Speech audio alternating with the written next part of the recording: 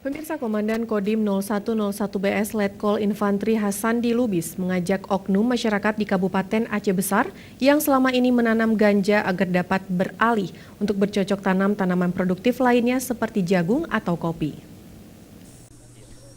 Pernyataan itu disampaikan Dandim 0101 BR saat melakukan pemusnahan 10 hektar tanaman ganja di Gampung Cot Sibate, Kecamatan Montasi, Kabupaten Aceh Besar.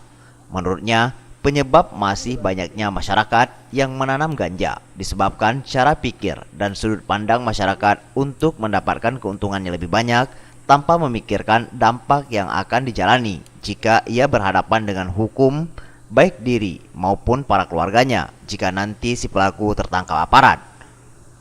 Melihat kondisi kebun dan lahan yang selama ini ditanami ganja di kawasan pergunungan Motasik ini, bila dimanfaatkan untuk menanam jagung untuk jangka pendek dan menanam kopi untuk jangka panjang, maka akan memberikan pendapatan ekonomi yang menggiurkan bagi petani tanpa harus was-was dan takut dikejar aparat. Dan untuk mengajak penanam ganja agar mau beralih perlu digugah dari sudut pandang agama. Tempatnya sangat bagus, subur, kemudian ada sungai. Jadi mungkin digugah dari segi agama, mungkin harus kita berikan kesadaran aparat-aparat pemerintah dan khususnya tokoh agama lah. Mungkin ini harus juga berperan.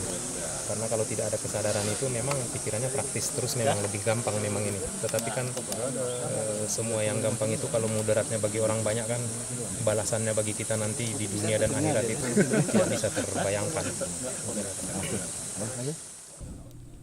Sebagaimana diberitakan sebelumnya, Polres Aceh Besar dalam kurun waktu 2 minggu ke belakang berhasil memusnahkan seluas 10 hektar ladang ganja di beberapa titik di wilayah Aceh Besar.